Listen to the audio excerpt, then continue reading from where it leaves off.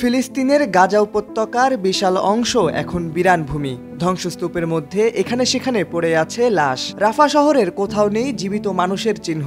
গুটি কয়েক শাসক ছাড়া পৃথিবীর সমস্ত মুসলমানের হৃদয় কাঁদছে ফিলিস্তিনি ভাই বোনদের জন্য, কিন্তু কিছু করতে পারছে না তারা। এসব নিয়ে পাহাড় সমান হতাশার মধ্যেও আশার আলো দেখাচ্ছে মহানবী হযরত মুহাম্মদ সাল্লাল্লাহু আলাইহি ওয়াসাল্লামের ভবিষ্যৎবাণী। ফিলিস্তিন নিয়ে বিজয়ের সুসংবাদ দিয়েছেন বিশ্বের সর্বকালের সর্বশ্রেষ্ঠ মহামানব হযরত মুহাম্মদ সাল্লাল্লাহু আলাইহি ওয়াসাল্লাম। আজ থেকে প্রায় 1400 বছর আগে তিনি ভবিষ্যৎবাণী করেছিলেন, ফিলিস্তিন ভূখণ্ডে বিজয় হবে মুসলমানদের। ইহুদিদের একটি দলের সঙ্গে মুসলমানদের যুদ্ধ হবে। তাদের নানা অত্যাচার নিপীড়ন উপেক্ষা করে শেষ হাসি হাসবে মুসলমানরা। হাদিসের ব্যাখ্যাকাররা বলছেন, সত্যের দিকে অগ্রসর হচ্ছে নবীজির সেই ভবিষ্যৎবাণী।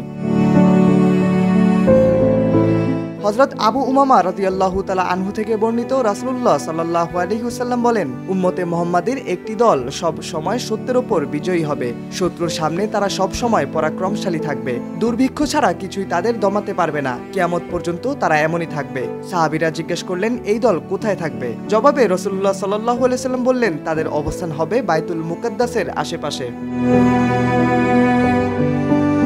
সম্প্রতি গাজায় অতীতের সব রেকর্ড ভেঙে ভয়াবহ হামলা চালিয়েছে ইসরায়েল। একেবারে নিঃস্ব হয়ে গেছে গাজার রাফাহ ময়দান। অনেক ইসলামী চিন্তাবিদ একে রাসূলুল্লাহ সাল্লাল্লাহু আলাইহি ওয়াসাল্লামের ভবিষ্যৎবাণীর সত্যতা বলে বিবেচনা করছেন, যে ভবিষ্যৎবাণী অনুসারে সাময়িক কষ্ট হলেও শেষ বিজয় হবে মুসলমানদের।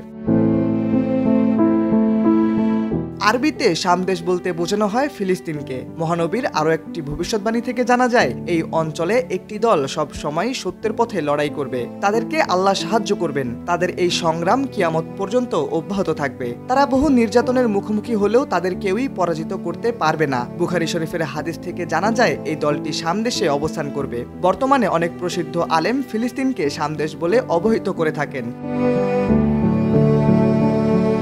মুসলমানদের প্রথম কেবলা বাইতুল মুকাদ্দাসকে বলা হয় দ্বিতীয় হিজরত ভূমি। হিজরত বলতে সাধারণত মক্কা থেকে মদিনায় পৌঁছানোকে বোঝালেও অদূর ভবিষ্যতে একটি হিজরত হবে, যেটির অভিমুখ হবে শাম দেশের দিকে। এই প্রসঙ্গে হযরত আব্দুল্লাহ ইবনে আমর রাদিয়াল্লাহু তাআলা আনহু বলেন, রাসূলুল্লাহ সাল্লাল্লাহু আলাইহি ওয়াসাল্লামকে বলতে শুনেছি, হিজরতের পর আরেকটি হিজরত হবে। ভূপৃষ্ঠের সর্বোৎকৃষ্ট মানুষ হবে তারাই, যারা ইব্রাহিম আলাইহিস সালামের হিজরত ভূমি শাম দেশে অবস্থান করবে।